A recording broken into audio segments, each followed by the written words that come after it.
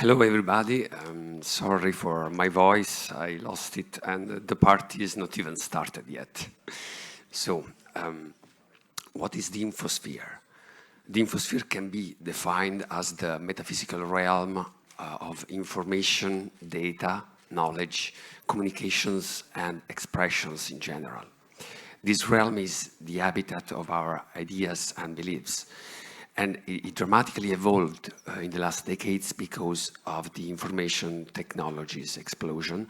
And it is of paramount importance to understand this change because our actions and our decision-making processes project the infosphere into our reality.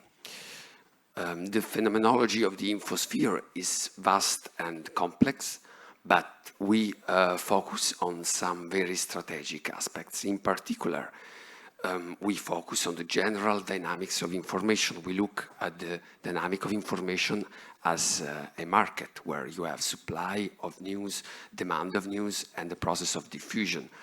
And what we are trying to do is to assess the status of health of all these information flows. Then we look also at the evolution of the public discourse. We look at the rise, competition, and fall of narratives and all the underlying values and identities that guide the development of our societies. Then, of course, we look also at the emotional level. So through the emotional analysis, we try to understand how people react to these narratives and what kind of emotions are triggered and expressed in the information dynamics online. This leads us also to analyze one of the major threats to the social cohesion nowadays, which is the polarization and the sterile disagreement, the hate speech, because it's crucial to understand the internal structure of polarization, how it works, and most importantly, what triggers polarization.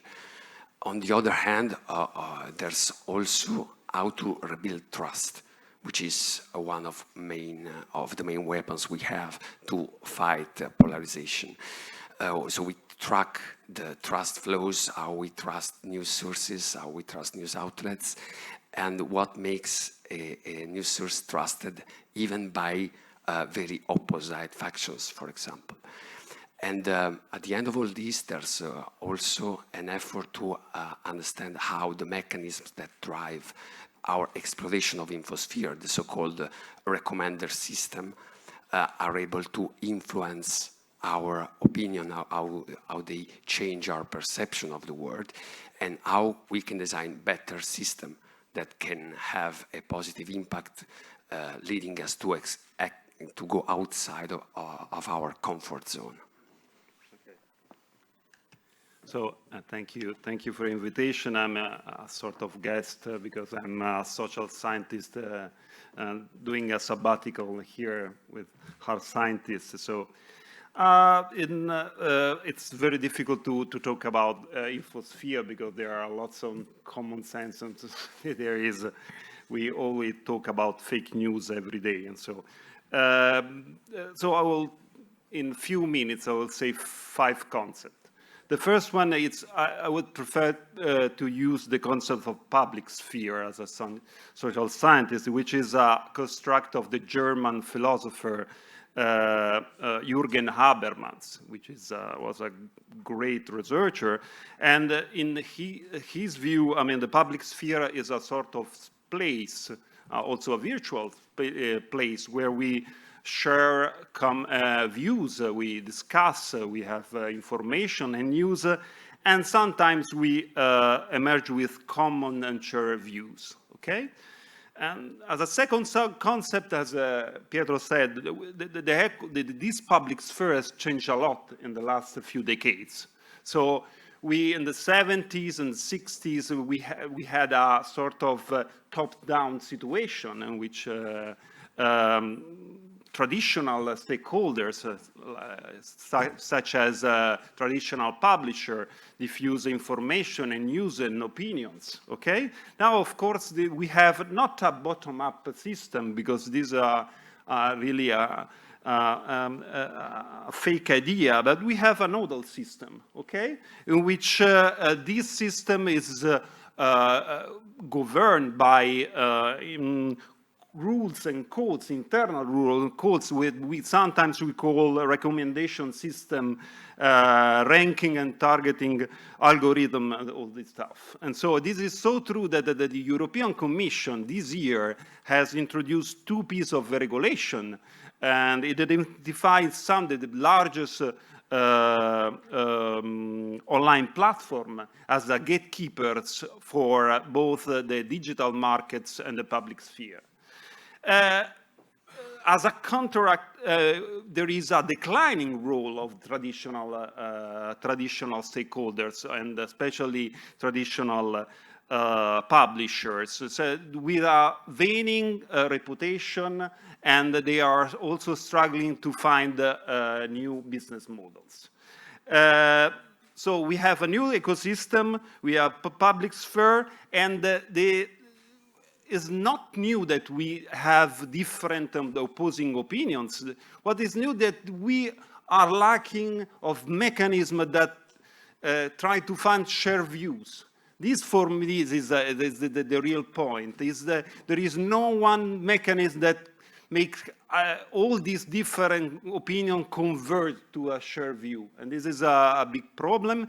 And sometimes we call this situation a post-truth, but in reality, I mean, this is a quotation from the philosopher Yuval Noah Harari, say that this is the era of post-truth, when exactly was the Alchon age of truth? And of course, there is no.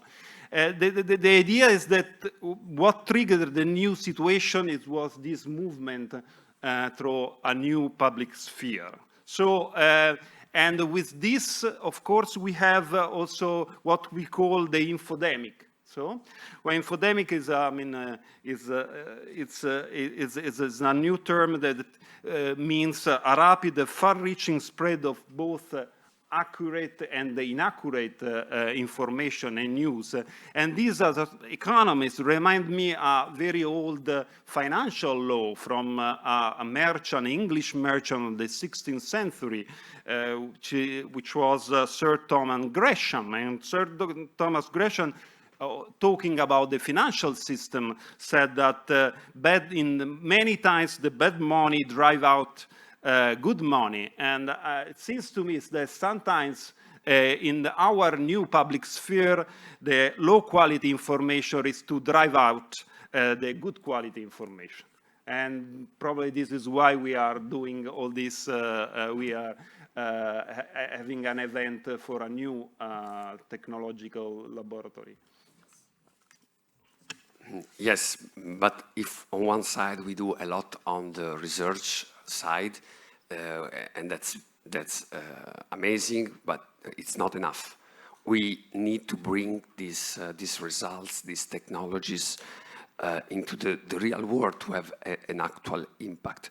So that's why we started another initiative. That is the Lab for News initiative. It's another public-private collaboration between Sony CSL and Centro Fermi. And the idea is exactly to bring the research out of the lab. So in which way? We want to engage the communities involved in the Infosphere. So journalists, editor, but not just them, also authorities, institutions, organizations, NGOs, all the main actors in order to develop together, design together research and development activities that could lead also to new business opportunity for them. So on one hand, the idea is to make all the recent technologies available to them. We have had incredible advances in artificial intelligence, machine learning, natural language processing, opinion dynamics, data science, complex system. And we want to make all of this available to all these actors in order to put them in position to make their own innovation.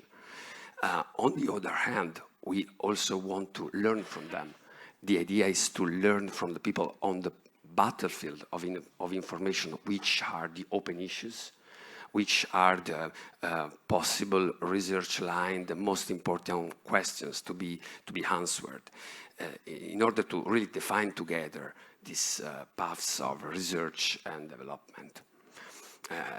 Some example could be the creation of new tools to exploit the information quality, to give back value to information quality, while at the same time improving the experience of the readers. In this sense, it has to be a win-win. You have to do something that is better for the information, but it's also good for business, otherwise it won't be sustainable. But also what we would like to do is to provide a scientifically validated tool for policymaking. Many times policymakers do not have the tools to define regulations for some areas, some sectors. So the idea is to work together with them to support their regulatory efforts. Yeah, and this is especially important also because, I mean, we have to think that the news media sector is quite a low-tech sector, I mean, historically. I mean, I mean, we still use the newspaper, which is a beautiful but very old product.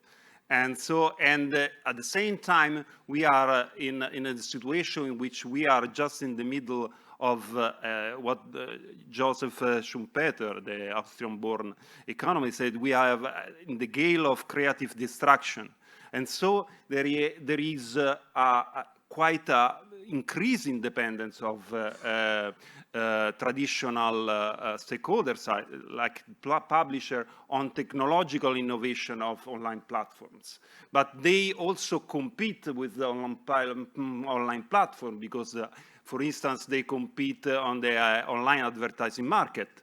And so there is this cooperation competitions in which is in some sense it's a bit dangerous. So I think that this is an initiative that, I mean, boosts innovation with a new institution which is both public and private, and it's a third party. It can be very, very important in this situation now, in this context, for the public sphere and for the news industry.